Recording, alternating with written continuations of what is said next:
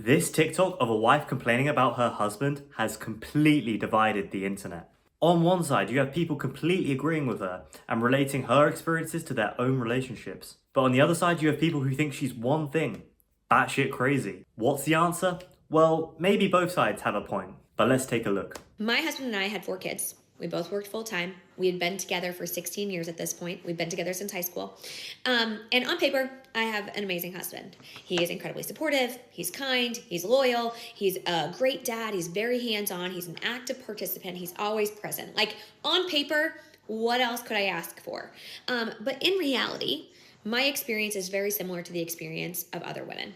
I had this amazing husband who on paper was great, but I was incredibly frustrated and burnt out from our marriage and from motherhood. Because what happens to so many of us is that we marry these amazing men and we have amazing relationships and then we have kids. And when we have kids, women tend to carry a disproportionate amount of the work in the home, the work of raising kids, and the mental load. And that is exactly what happened to us. About 3 months. Okay, I think that's fair. I think women tend to do more of the work, especially in relation to kids. But why though? Why do women do more of the work? If this is a purely universal thing, is it just all the men around the world are completely lazy when it comes to this one job? Or maybe there's something else? Maybe mothers have a stronger natural instinct of care due to carrying the baby for 9 months and therefore instinctually do more for the kids? If this is a universal problem like she's saying, that would make more sense. Not just all husbands are lazy. I'm not a fan of the way she lists all his good qualities by saying on paper. I think she said on paper about 4 times already. She's listing his qualities as if they're an illusion and not real in the marriage. He's kind on paper. He's supportive on paper. He's loyal on paper. As if he's not actually those things. That's unhealthy. That is exactly what happened to us. About 3 months after my 4th baby was born, I remember looking at my husband and saying, I need more. I need you to do more. I am exhausted. I am in charge of everyone and everything in this house. Every night when we cook dinner, you ask me what to make. Every day when you drop off the kids at daycare, you ask me what they need in their backpacks. I am the project manager of this home and I need you to do more. And he looked at me and he said, okay, just tell me what to do. Right? Every woman has heard this. Just tell me what to do and I'll do it. And I said, okay, something that would make my life easier is if in the mornings when I came downstairs with the 4 kids, because I do mornings by myself, the dishwasher was emptied, the dishes were put away, and the trash was taken out. That would make my life so much easier because when I've got the 4 kids running around and the baby crying, I can't be looking for their favorite water bottle in the dishwasher. I just need to know it's clean. And he said, yeah, of course. What? Yeah, I'll do that. That's no problem. And so, of course, he does it. But then I have to remind him, and then he forgets, and then I have to remind him again. And there was this one morning where I woke up, and I went to put something in the trash, and it was overflowing. And I went to get my son's water bottle and it was in the dishwasher with all the other clean dishes. Again, I think that's fair. When you take on all the minor tasks in the house, they add up, it's cumulative. And her communicating that as she's describing in this video is actually pretty healthy. But again, she's taken on this responsibility.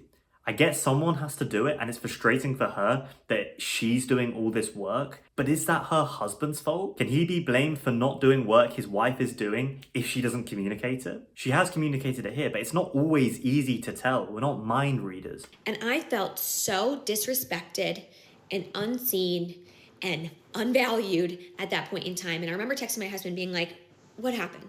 Like, why didn't you do this? And he said, sorry, I was running late for work. And I remember thinking, oh my God, he doesn't see me.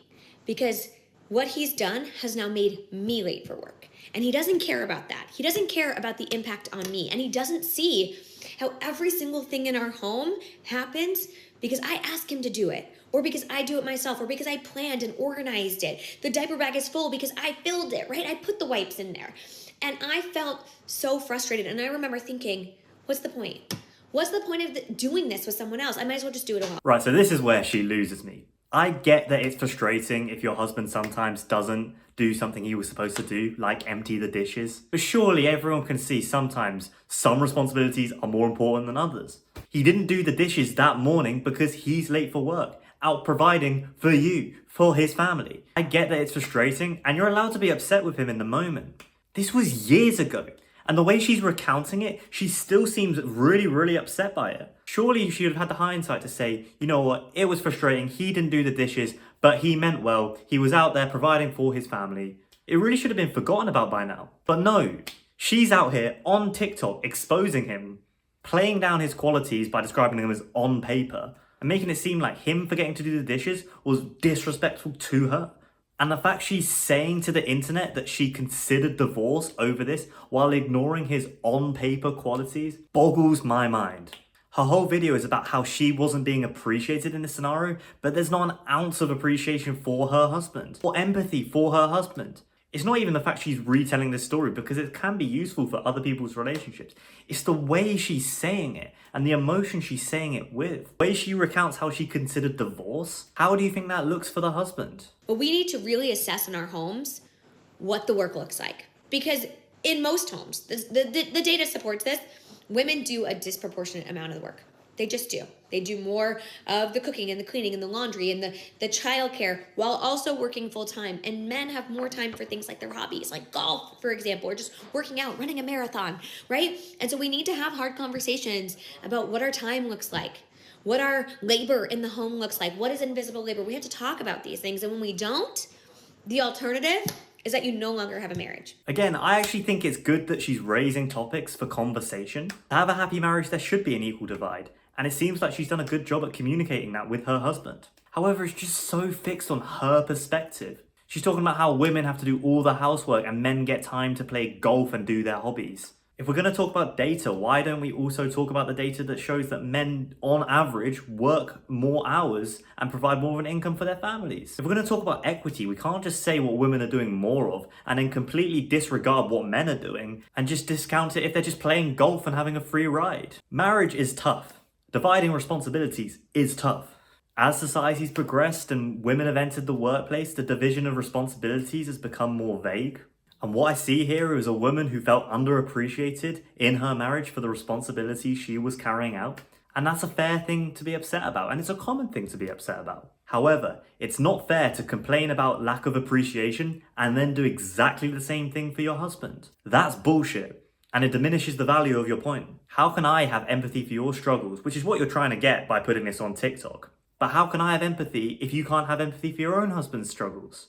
At the end of the day, mutual respect and appreciation is required in a good marriage. And I think this lady could do some introspection to see how she's negatively contributed to her marriage. Because all I'm hearing is about her husband. Especially as she's some marriage consultant, whatever that means. But when you see scenarios like this and the blame is all on one person from someone's perspective, that's rarely the case in reality. And I highly doubt that's the case here as well. But yeah.